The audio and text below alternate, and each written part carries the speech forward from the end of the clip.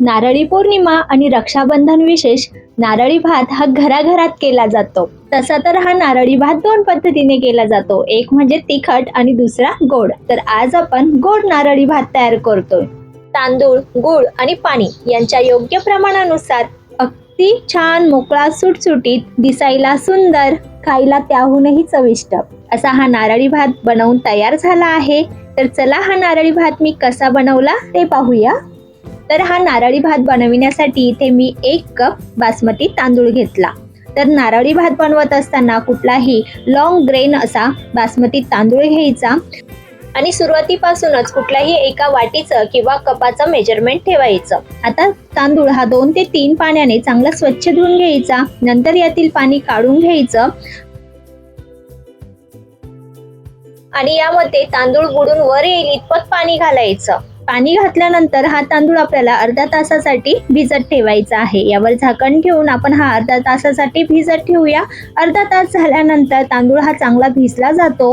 असा तांदूळ भिजून घेतल्यानंतर तो छान मोकळा सुटसुटीत होतो। आता यातील पाणी पूर्णपणे काढून घ्यायचं आणि चाळणी तसा निथळत ठेवायचा, म्हणजे यात काही एक्स्ट्राचं पाणी असेल ते निघून जाईल।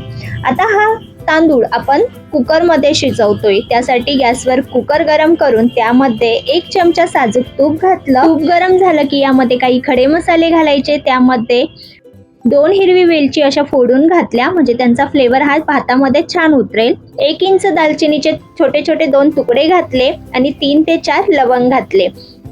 मसाले तुपात छान परतून झाले की लगेच यामध्ये निथळलेला तांदूळ घालायचा आणि तो सुद्धा मध्यम आचेवर 1-2 मिनिटं असा तुपामध्ये भाजून म्हणजेच परतून घ्यायचा। तर 1-2 मिनिटं मी बघा तांदूळ हा तुपामध्ये छान असा भाजून घेतला। आता काय करायचं, यामध्ये आपल्याला पाणी घालायचं आहे। तर ज्या कपने मोजून आपण तांदूळ घेतला होता ना, त्याच कपने मोजून बरोबर 2 कप पाणी घालायचं। तर पाणी हे आपण नॉर्मलच घेतलं।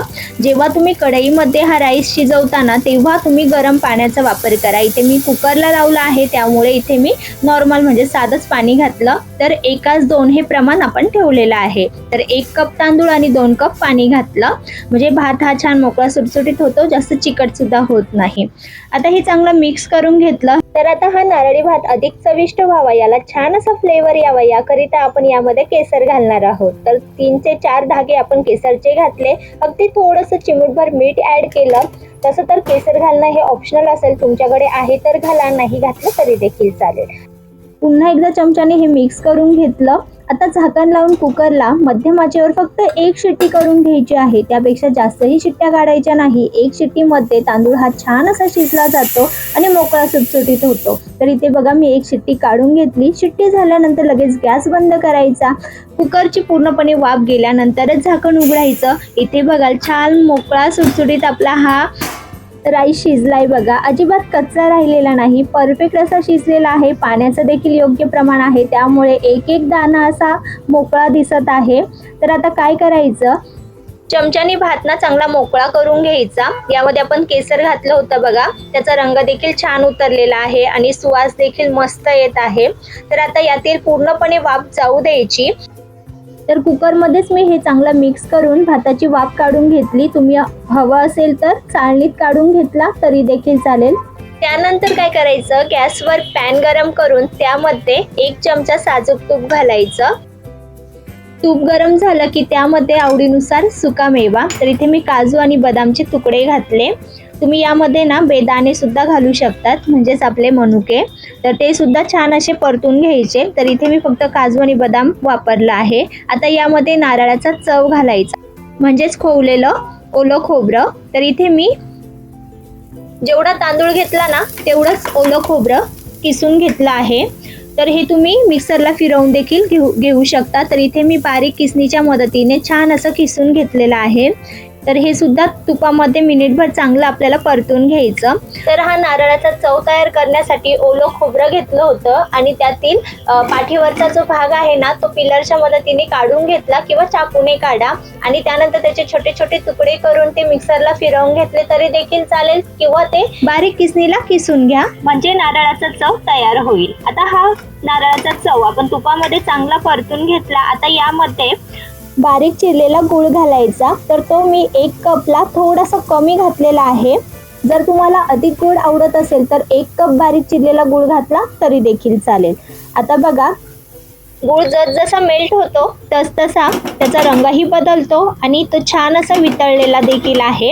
त्यामुळे बारीक असा गूळ चिरून घ्यायचा, तो पटकन असा विरघळला जातो आणि व्यवस्थित असं हे मिश्रण तयार होतं। गूळ आणि खोबऱ्याचं चांगलं एकजीव असं मिश्रण तयार झालं की लगेच यामध्ये फ्लेवरसाठी पाव चमचा वेलची पावडर घातली, पुन्हा चांगलं मिक्स करून घेतलं। तर या ठिकाणी ना आपल्याला गुळाचा पाक तयार करायचा नाही। असं मिश्रण ओलसर झालं की लगेच यामध्ये शिजलेला राईस घालायचा। तर संपूर्ण राईस यामध्ये ॲड केला आणि चांगलं मिक्स करून घेतलं। तर बघा, अतिशय सोप्या पद्धतीने ना इथे आपला झटपट असा नारळी पौर्णिमा विशेष नारळी भात तयार होतोय। आता जसजसा हा मिक्स होईल ना तसतसा त्याला छान असा रंग येईल। बघा किती मस्त असा दिसत आहे आणि मेन म्हणजे मोकळा सुटसुटीत होतो बरं का। त्यामुळे या पद्धतीने नक्की तयार करून बघा। आता यावर झाकण ठेवायचं आणि बारीक गॅसवर फक्त 2 मिनिटं वाफ काढून घ्यायची, त्यापेक्षा जास्तही शिजवायचं नाही, कारण आपण कुकरमध्ये राईस शिजवून घेतला त्यामुळे तो परफेक्ट असा शिजलेला आहे। तर 2 मिनिटात छान अशी वाफ काढून घेतली। इथे बघा आपला छान मोकळा सुटसुटीत असा फ्लेवरफुल नारळी भात तयार झालेला आहे। दिसायला जेवढा छान मोकळा सुटसुटीत आणि सुंदर दिसतो ना तेवढाच तो चवीला देखील अप्रतिम असा लागतो। तर योग्य प्रमाणानुसार तुम्ही या पद्धतीने केलं ना तर तुमचा नारळी भात सुद्धा परफेक्ट असाच तयार होईल, छान फ्लेवरफुल तयार होईल, याचा सुगंध छान असा घरात दरवळतो। तुम्ही नक्की तयार करून बघा। योग्य प्रमाणानुसार तुम्हाला इथे ही रेसिपी शेअर केलेली आहे। तर येत्या नारळी पौर्णिमा विशेष तसेच रक्षाबंधन स्पेशल हा नारळी भात तुम्हाला कसा वाटला हे कमेंट करून सांगा।